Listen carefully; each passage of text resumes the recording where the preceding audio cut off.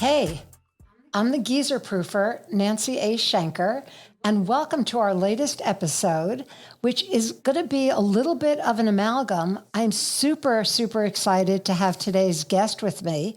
I actually met him when he had first graduated school and moved into my building, and we since have become friends, and we've actually been working together on one of my passion projects. So welcome, Matt Caldwell. Hi, thank you so much for having me. I'm excited to be here. And as you know, my podcast is called The Geezer Proofer, How to Be a Badass After 50.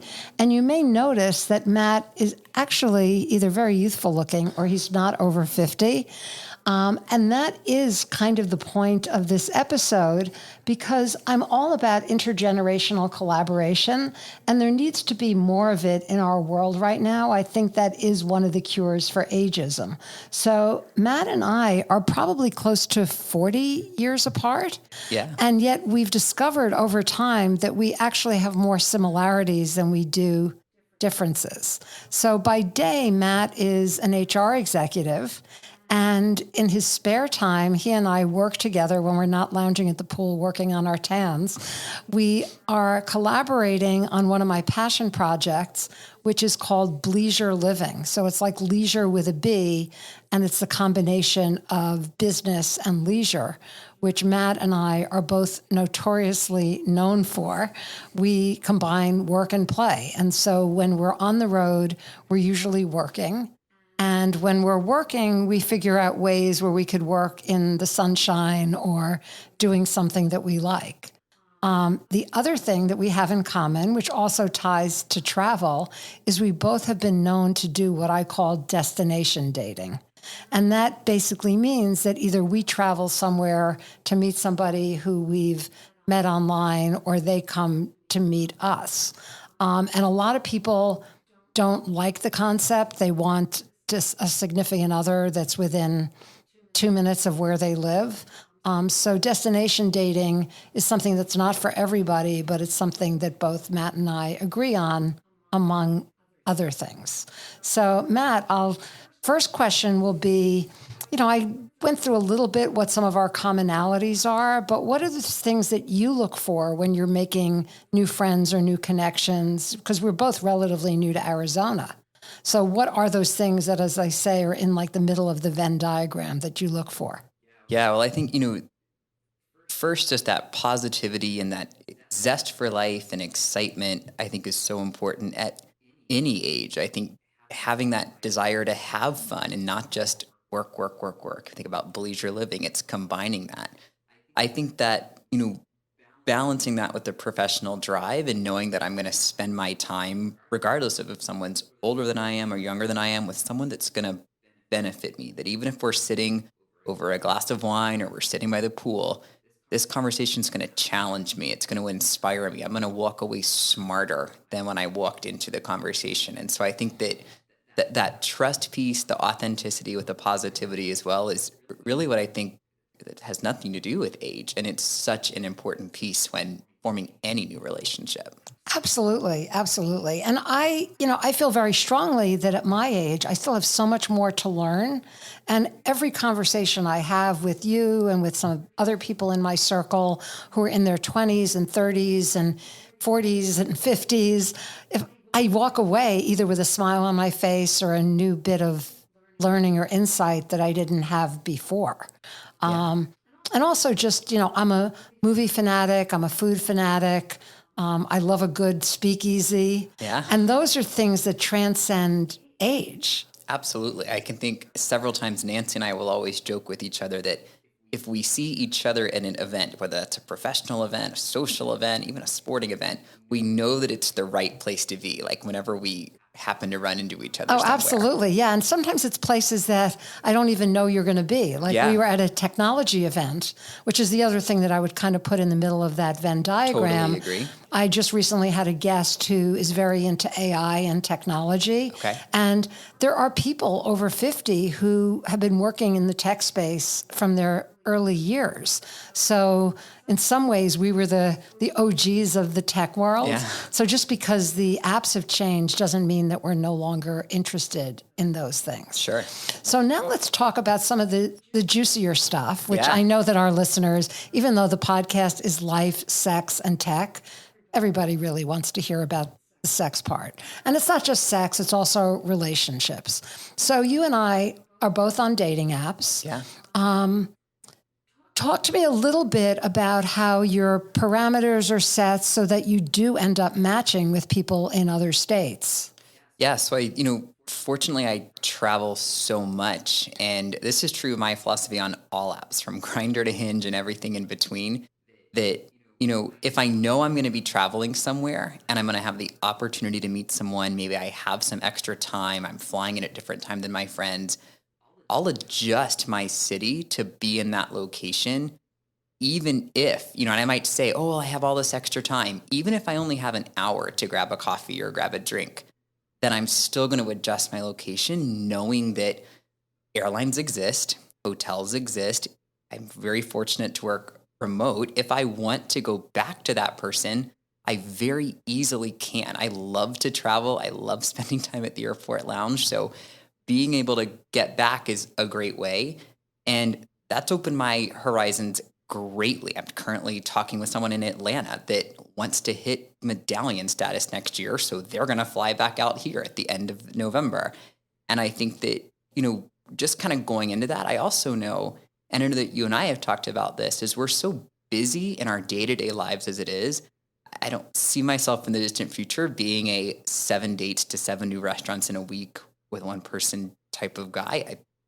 Once every 2 weeks for a nice weekend is probably the most amount of time I'm going to have. And I'm sure, with all of your projects, all of your work, you can relate to that as well. It's also just a great way of sort of keeping the honeymoon going, because when you see somebody every couple of weeks, you're really looking forward to that reunion. And a woman I used to work with back in New York just married somebody that she's had a long distance relationship with for probably 10 years. I think she was waiting until her kids left the house and graduated college and didn't need to come home for vacation. But that to me is like a super romantic story. And certainly over the course of 10 years, you get to know somebody well enough and you get to weather those periods of time when you're not together. In fact, whenever someone says to me, long distance never works, I say, well, tell that to my older daughter. She's been married 10 years to a guy she met in college, and they lived in different countries for an entire semester. And then when she graduated, she wasn't working near him, but they really made the effort to keep their relationship going. And yeah, that takes more work, but it can happen. Yeah, and I like, the effort piece is so important. Sometimes if it's really easy to date someone that's local, you don't know if they're going to be willing to put an effort. You might see them a lot, but it could be because, it's really easy. If you're going to be the one covering the check, or you're the one that lives with a beautiful mountain view pool that we have, it's, who wouldn't want to drive 5 minutes to stay at this resort style pool on a Sunday afternoon? But people that are willing to go to the airport, get on the airplane, help find the hotel, I think it shows that effort. And like you said, you learn not only so much about someone, but you get this really cool opportunity to go on like 5 or 6 dates all at once and back to back to back to back. And I really think, I have friends that are dating locally that in 3 days, you learn months of knowledge about a person and their style and their character, and it leaves out some of that guessing game. Oh, absolutely. Absolutely. So what is the worst distance dating disaster that you've had? Oh gosh, I feel like I've had a few. I think what mainly comes to mind is any time that I've ever been somewhere that wasn't site neutral. And so if anyone's listening and is considering, oh, maybe I'll move my location, this guy, this girl seems amazing, wherever you're going, pay the money and get your own hotel room. And maybe don't necessarily share with them like exactly where you're staying, exactly what you're doing. I one time was in Texas, and the guy I was with was great, but the roommate was like definitely giving me weird vibes, very uncomfortable in the house. And I just knew that I couldn't stay there, and I had to quickly get an Uber and get to a hotel. And even though, distance dating disaster, that trip, I still got to go to a cool national park. And that next day, people were shocked that I didn't just fly home that night, but I already planned on being there. I was excited to be there. I still did most of the fun things that I wanted to go do. But I think definitely the dating disasters take place when, this person knows you have nowhere to go, and that gives them a weird power balance. So I think avoiding that would be a hotel. I agree. And I would add to that, if you can afford to book your own hotel room, it takes away that sense of obligation. Well, I paid for your room, therefore I own you. And there is something to really be said about seeing a new city or a new place with a local, because theoretically they know of cool places to take you, whereas if you were on your own, you're sort of at the mercy of Yelp or Open Table. Totally. So you find some of those hidden gems. Some of my long distance disasters are, people. I had somebody on yesterday who's a professional organizer, and we talked about dirty cars. Oh, that's really an immediate fail for me. Or somebody who knows you're coming and doesn't make the extra effort to plan activities. And they say, well, what do you want to do? And I sometimes don't know what I want to do because I'm in a strange city. And my role is to get on the airplane. At that point, I feel like the second I sit in my seat, my role for that trip is, and I'm a planner. I know you're an excellent planner, Nancy, too, but I don't want to plan all the time. And I think that, our job in that case is just to show up. And I know that I would do it on the other side of that. I think that's the other piece that's important. And you hit on something really interesting, that people who are open to long distance dating or destination dating are probably slightly more risk takers, and they're explorers, and they're curious. And when I lived back in New York, there would be people who would put on their profile, if you're further away than 10 minutes, if I lived in Manhattan, if somebody lived in Brooklyn, they immediately would discount me. And the beauty of the online dating world is that theoretically we have unlimited opportunities to meet new and different people. So why limit yourself to a 5-mile radius? Absolutely. It's like eating at the same restaurant every single day. And, you have your pals who are at the counter with you. But if you go to a new restaurant, you're going to see new people. And there are a lot of people in this world. So why not meet them? And it's just exciting. I think you'll learn more about yourself. You'll learn that, all right, I've been with 3 people from California. Maybe this is not my necessary area. Or maybe I want to try being someone that's in a big city and lives that life. And I think it gives you that chance to go explore the country, explore the world, not from a tourist perspective, but from a, if I work remote or I work hybrid, could I live here someday? And I think it gives you that really unique sort of taste of what your future could be. So that is actually a perfect segue when you talk about being able to work from anywhere. And that is, at its essence, what Bleisure Living is all about. I originally launched the site back in 2017, pre-pandemic, because I had come to realize when I lived in New York that I didn't have to be in the office every single day. My clients were all over the country. My day job is marketing and writing. And all I really needed was a laptop and a Wi-Fi connection. And people didn't really know where I was most of the time, and that was just fine. And I worked across different time zones and in different cities. And as long as I could keep the time correct on my calendar, I could really be anywhere. So before I moved to Arizona, I came here 5 times during the summer to make sure I could stand the heat. Sure. And I worked. I remember my favorite trip was I worked from my terrace at the Boulders Resort. Lovely. And it was amazing. Yeah. To see the boulders, to be around nature, and to also be productive at the same time. So that was when Bleisure launched.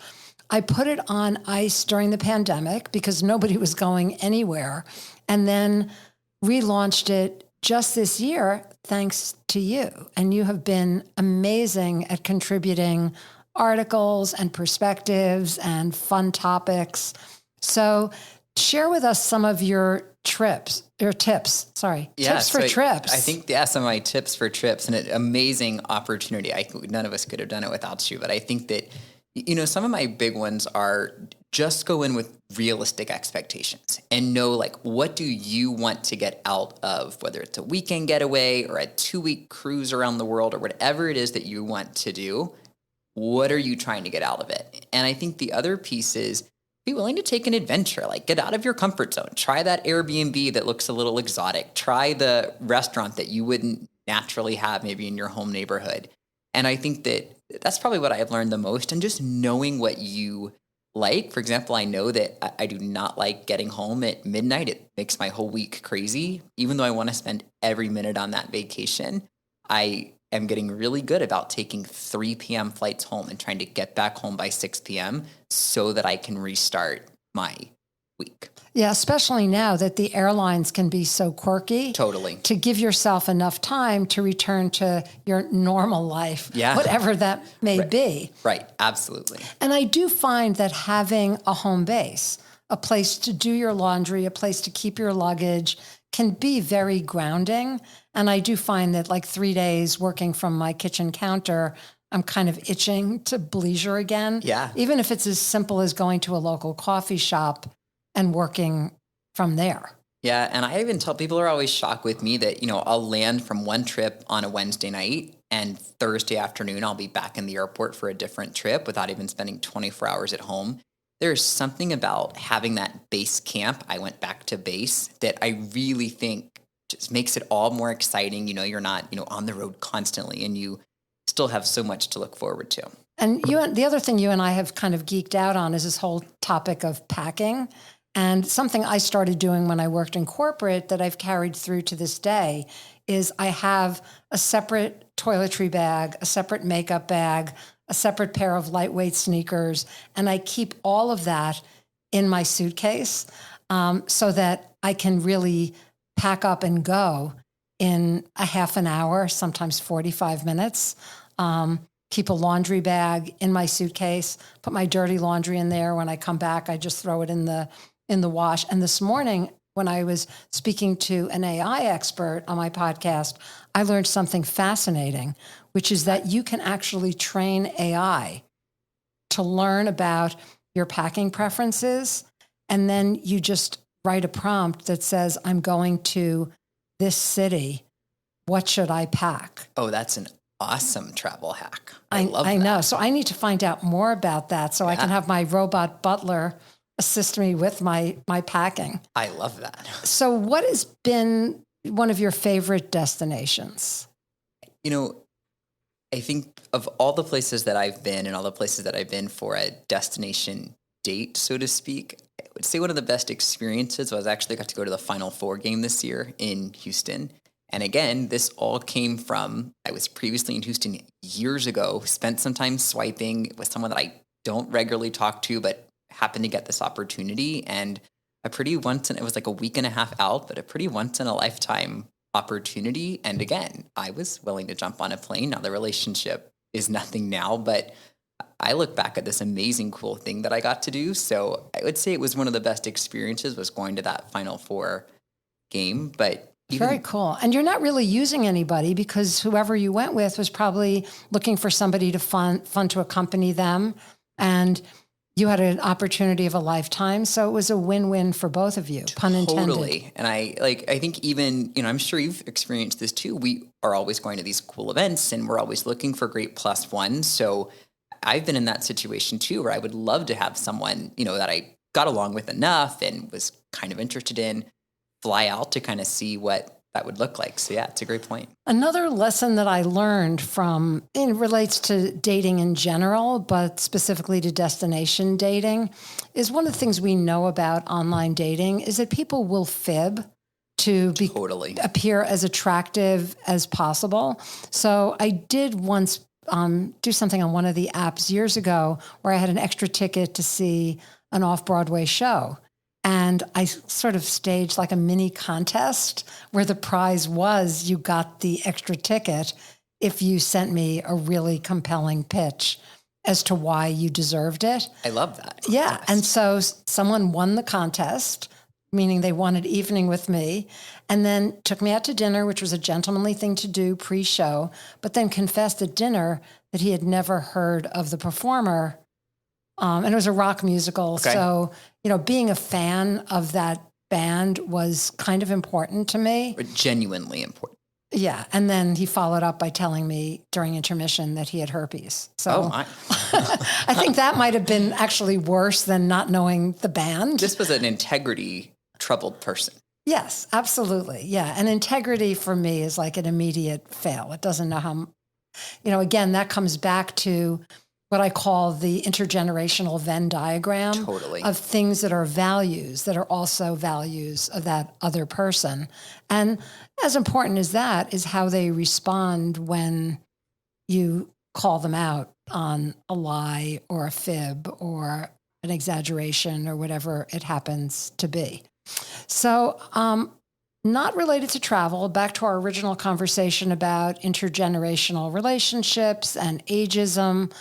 I have found that among a lot of Gen Zers and millennials, because my generation is not as technologically savvy and some members of my generation can be judgy, they end up putting all of us into a big geezer bucket.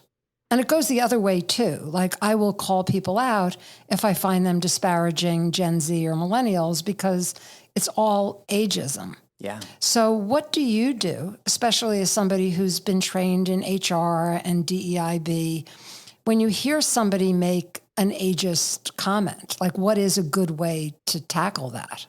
Yeah, well, I think the first thing is to call it out quickly, and what you tolerate, you support. And I think as with any other protected class, with any other group, just being really aware of when stereotypes are taking place or when generalizations are taking place. I think you made a great point that it happens on both ends. I got my undergrad when I was 20, had my MBA when I was 22.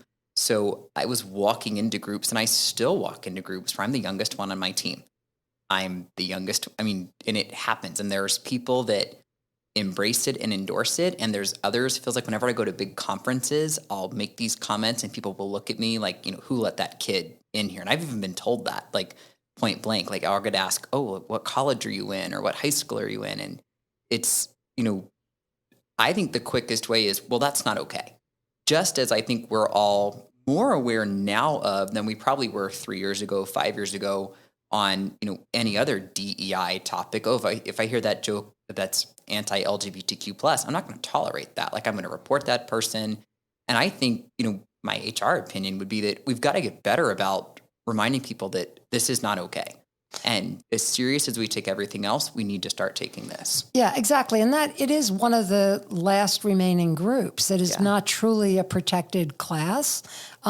You've heard this story. I was on a presentation call with a client, and one of the other independent contractors said, oh, we didn't really focus on boomers for the purpose of this study because they're all going to be gone soon.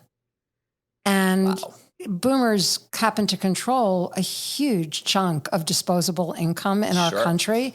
And yet most, not to get on my anti-ageism soapbox, but so much of the advertising is being targeted at younger people. And I think part of that is just the nature of the media, that's where the TikTok crowd is hanging out, and that's where Instagram people are hanging out. But if you look at the demographics across platforms, there are people my age who are very, very active on social media. Yeah. And there's a huge miss there.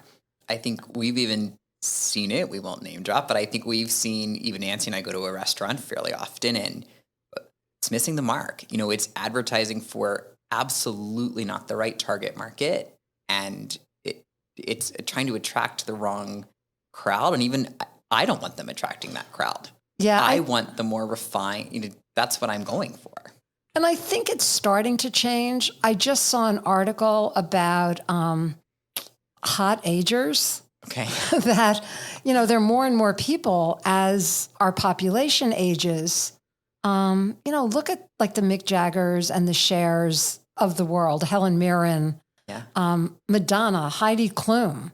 There are lots of people over 50 who I would classify, Chris Maloney from Law & Order SVU, like lots of older people who are now being categorized as hot, which I'm not sure is great either, because it's treating people as pieces of meat rather than individuals. Fair. But I think embracing the notion that people over 50 can be cool, can be connected, can be vibrant, can be curious, can know stuff. Yeah. And I don't think there's ever been a generation that hasn't thought that their parents or grandparents are dorks on some level. And I just have to accept that as I get older. But, you can't put entire classes of people into a bucket and dismiss them. In any case. Absolutely. So we just have a few minutes left to go, Matt. So I will give you an opportunity to promote whatever it is that you'd like to promote on the podcast. Well, I certainly appreciate that. I think that, of course, our Bleisure Living, you should continue to read it. And I think read it from a lens of, in this article, if you hadn't listened to this podcast tonight, if you were to envision, without reading the About Us page, what does this person look like? What does that person look like? Because what I think you'll see is there's wide ranges of age that are authoring this, wide range of backgrounds, personal locations. So use Bleisure Living as your perfect example for am I bringing a bias into this? Because I'm here to tell you it's very different spectrums and can still have that kind of quirky, sassy, fun-loving, energetic tone. And so I think that's just one piece as I was walking in today. I wanted to make sure that I got across. Well, cool. Very cool. Yeah, because what has unified us, no matter how old we are, where we live, what stage we're at, what our sexual orientation is, what our marital status is, yada, yada, yada, is we all love to work and play and combine those two things whenever we can. And that is the beauty of travel, that you could go on a hike or a trip or to a speakeasy, and you're not going to walk up to everybody around you and say, how old are you? Totally. You're unified by the fact that you're in that place at the same time. Yeah, absolutely. Just like music is a great unifier. I love going to concerts where you've got a big range of ages and perspectives and looks, because it's the music that has brought everybody together. So in this case, it's Bleisure that has brought us together. It has. And living in the same building in Scottsdale. So it's Bleisure with a B in front of it, BLEISURE.com. And you could read more about both me and Matt on that site. And I urge you all to continue to listen to the Geezer Proofer and think about things like intergenerational collaboration, how you can remain relevant and fun and connected no matter how old you are. So listen to my podcast on Apple, Spotify. It's also on YouTube if you want to see our lovely faces again. We dressed well. We did. And so remember, don't be a geezer, be a badass over 50, and peace out. Bye.